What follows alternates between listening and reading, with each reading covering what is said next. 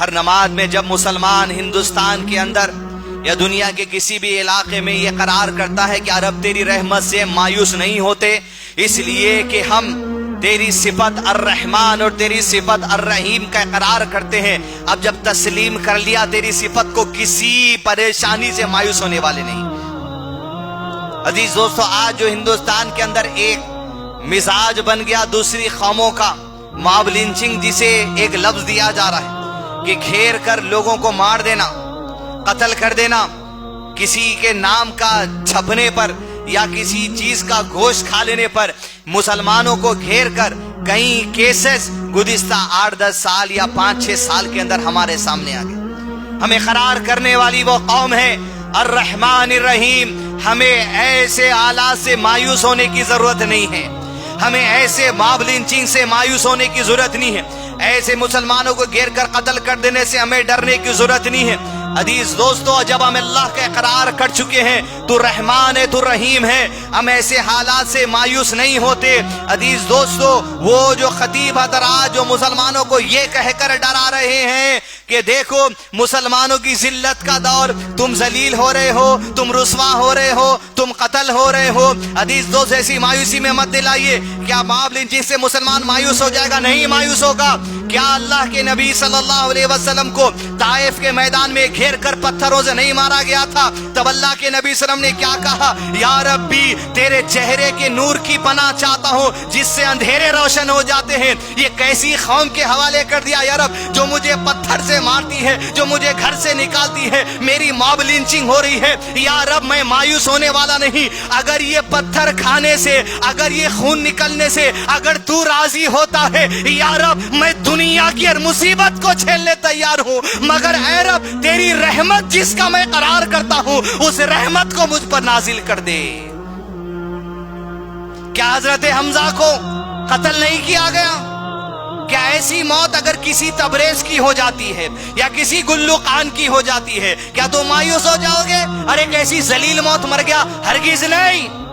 کیا حضرت حمزہ کا کلیجہ نہیں چیر دیا گیا تھا؟ کیا وہ ذلت والی موت ہے؟ نہیں، جبکہ وہ شہادت کی موت ہے۔ وہ تبریز جو مر رہا ہے وہ مرا ہے جو ایمان پر، وہ شہید ہے اللہ کی قسم، اس کے ایمان کی گواہی اللہ جانتا ہے۔ وہ گلو خان جس کو مارا گیا، جو اسلام کے نام پر مارا گیا، وہ شہید ہے اللہ کی قسم، اس کے ایمان کی گواہی اللہ بہتر جانتا ہے۔ مایوس نہیں ہوتے ہم، یہ تو شہادتیں ہیں۔ ارے یہ چیزوں کو دیکھ کر تو تمہارے ایمان میں مزید قوت آنی چاہیے، جبکہ تم اقرار کرنے والے ہو الرحمن الرحیم۔ ہم مایوس نہیں ہوتے، مایوس مت ہو ان حالات سے۔ کہ حضرت بلال کو گلے میں رسی ڈال کر ماب لنچنگ نہیں کی گئی تھی؟ کیا خباب بن عرض رضی اللہ عنہ کی ماب لنچنگ نہیں کی گئی تھی؟ حفاظ قرآن کی کیا ماب لنچنگ نبی صلی اللہ علیہ وسلم کے زمانے میں نہیں کی گئی تھی؟ 70 حفاظ قرآن کو لے جا کر قتل کر دیے ایک قوم والے۔ کئی ماب لنچنگ کے واقعات ہیں جو اللہ کے نبی صلی اللہ علیہ وسلم کے دور میں بھی، لیکن صحابہ کبھی مایوس نہیں ہوئے۔ اور میری گزارش ہے اپنے لوگوں سے کہ عزیز دوستو، یہ جو ویڈیوز آ رہے ہیں خطاً فارورڈ مت کریے، خطاً ایک دوسرے کو شیئر مت کریے، نہ خود دیکھیے، اس لیے کہ اگر علم کی کمی ہے، ایمان کی کمی ہے، آپ مایوس ہو جائیں گے۔ شیخ صالح الفوزان نے کہا ایسی چیزیں لوگوں کے سامنے نہ پھیلائی جائیں، کمزور ایمان والے اور کمزور نہ ہو جائیں حالات کو دیکھ کر۔ ارے بھائی، اگر اپنے ساتھ ایسا ہوگا تو ہم کو تو پڑھ دیں گے، ہم تو ایمان کو چھوڑ دیں گے، ایسی کیفیت نہیں۔ جب اللہ جسے آزمانا چاہ رہا آزما رہا، آپ تک وہ آزمائش نہیں آئی، اللہ سے دعا کری کہ اللہ ایسی آزمائشوں میں نہ ڈالے جس میں ہم کامیاب نہیں ہو سکتے۔ عزیز دوستو، یہ حالات جو ماب لنچنگ کے ہیں، ہم ہندوستان کی حکومت کو پیغام دینا چاہتے ہیں، اس ملک کے مسلمان مبارک ہیں، اللہ کی برکت خیر ہے ان کے ساتھ، مبارکبادی کے لائق مسلمان کے اب تک 25 یا 26 کیسز اس طرح کے ماب لنچنگ کے ہو گئے، لیکن مبارکبادی ہے ان مسلمانوں کے لیے کہ پلٹ کر ایک بھی ایسا ماب لنچنگ کا کیس ہندوستان کے اندر نہیں کیے، اور انشاءاللہ کبھی نہیں کریں گے، اس لیے کہ اسلام کہتا ہے ایک جان کا قتل ساری انسانیت کا قتل ہے۔ ہم کسی ہندو بھائی پہ ہاتھ نہیں اٹھاتے، ہم کسی ہندو بہن پہ ہاتھ نہیں اٹھاتے، ہم کسی عیسائی پر ہاتھ نہیں اٹھاتے، ہم کسی یہودی پر ہاتھ نہیں اٹھاتے۔ اللہ کے نبی صلی اللہ علیہ وسلم کو طائف میں مارا گیا لیکن پلٹ مار نہیں کیے، حتیٰ کہ فرشتہ آتا ہے، کہتا ہے آپ اجازت دے دیجئے، یہ دو پہاڑوں کے درمیان پیس کر چھوڑ دیں گے۔ کہا نہیں، مجھے امید ہے اس قوم سے اللہ ایسے لوگوں کو نکالے گا جو ایک اللہ کی عبادت کرنے والے ہوں گے۔ نہ اس طرح کے ویڈیوز کو شیئر کرو، نہ مایوس ہو جاؤ، نہ ایسے لوگوں کو جو قتل کیے گئے موب لنچنگ میں ان کے بارے میں برا سمجھو، بلکہ وہ اللہ کے قریب معزز ہو گئے ہوں گے۔ اور خبردار یہ کہ کبھی آپ ایسی حرکت نہیں کرنا جو جاہل حرکت اس ملک کے کچھ لوگ کر رہے ہیں۔ ہم وہ قوم نہیں ہیں۔ ارے ہمیں تو یہ تعلیم دی گئی ہے، جسم کو مارنا تو دور کی بات ہے، کسی کو ہاتھ سے مارنا دور کی بات ہے، کسی کو لاٹھی سے مارنا دور کی بات ہے۔ اللہ کے نبی صلی اللہ علیہ وسلم نے ارشاد فرمایا، مسلمان وہ ہے جو ایک مسلمان کے ہاتھ سے یا زبان سے کسی دوسرے کے دل کو تکلیف بھی نہ ہو جائے۔ جسم کی تکلیف تو دور کی بات ہے، اسلام میں کسی کے دل کو بھی تکلیف دینے سے منع کیا گیا ہے۔